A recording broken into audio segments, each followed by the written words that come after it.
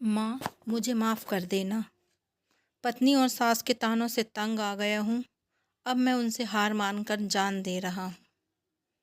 ये नोट सुमित ने लिखा था। गोरखपुर के सुमित चौरसिया, 40 साल, अपने घर के बड़े बेटे, जिन्होंने अपनी माँ को ये लिखकर बताया कि मैं थक गया हूँ, अब मैं हार मानकर जान दे रहा हूँ।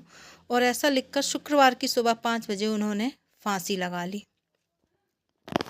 ये मामला गोरखपुर का है। गोरखनाथ थाने के पास सुभाष नगर कॉलोनी का है, जहाँ पर 40 वर्षीय सुमित रहते थे। वहाँ पर इनके पिता ईश्वर चौरसिया जी थे, जिनकी मौत पहले हो चुकी है। सुमित अपनी माँ, भाई, पत्नी, 2 बच्चियों और स्वयं रहते थे। सुमित का एक व्यवसाय था। वो अपना गोदाम किराए से देते थे, घर किराए से देते थे और पहले एक बारात घर भी संचालित करते थे। सुमित की शादी 4 साल पहले ही हुई थी अपनी पत्नी राखी के साथ।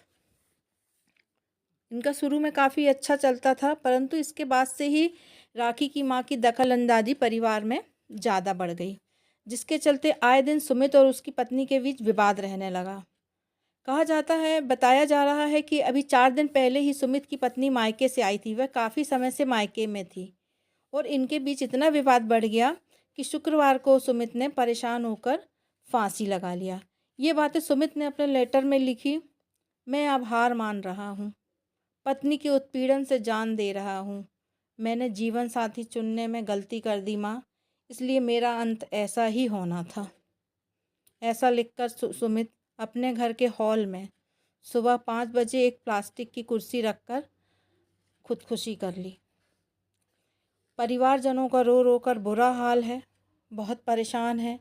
पिता के बाद सुमित ही एक व्यक्ति था जो अपने पूरे घर को चलाता था, अपने परिवार का खर्च उठाता था, माँ का ध्यान रखता था, भाई का खर्च उठाता था, पत्नी का ध्यान रखता था, अपनी बच्चियों का ध्यान रखता था। यह बात उसकी पत्नी राखी को बिल्कुल भी पसंद नहीं थी, जिसके चलते आए दिन इन लोगों का झगड़ा होता था, लड़ाई होती थी। सुमित काफ़ी समझाने की कोशिश करी राखी को, पर राखी नहीं मानी। पर पता नहीं आजकल की पत्नियों को क्या होता जा रहा है। पत्नी पर एकाधिकार चाहती हैं, परंतु उस पति को भी खुश नहीं रखती हैं। उस पति को भी इतना प्रताड़ित करती हैं, इतना प्रताड़ित करती हैं, जब तक कि वो जान ना दे दे। कैसा प्यार है ये आपका? उसके परिवार को आप प्यार नहीं कर रही, ये तो चल रहा है ना। ठीक है, चलिए। आप अपने पति को ही प्यार नहीं कर रही, मरने को मजबूर कर रही हैं, तो इसको प्यार नहीं बोलते हैं। और जिस माँ को अपनी बेटी के ससुराल में दखल अंदाजी करना है, मेरी उन माँओं से हाथ जोड़ के निवेदन है, वो अपनी बच्चियों की शादी ना करें। आपकी बच्ची को ले जाने के चक्कर में, पत्नी बनाने के चक्कर में, उसको खुश रखने के चक्कर में एक आदमी अगर जान दे देता है, तो प्लीज़ ऐसा ना करें। पुरुष आयोग में आप सभी का स्वागत है और आप लोगों से सहयोग की अपेक्षा करते हुए मैं ये चाहती हूँ कि आप मेरे चैनल को लाइक एवं सब्सक्राइब करें, ज़्यादा से ज़्यादा व्यू दें, ताकि हम पुरुष सुरक्षा कानून बनाने के लिए कोशिश कर सकें। पुरुषों की सुरक्षा ही हमारे इस चैनल का प्रमुख उद्देश्य है।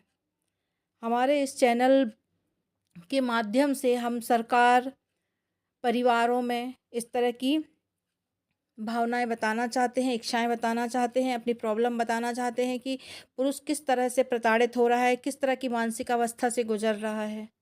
सोचिए उस इंसान की एक मानसिक अवस्था क्या होगी जो अपनी एक 6 महीने की बच्ची, एक 3 साल की बच्ची, एक माँ, एक भाई, एक पत्नी को छोड़ के 40 साल की उम्र में फांसी के फंदे पर लटकता है।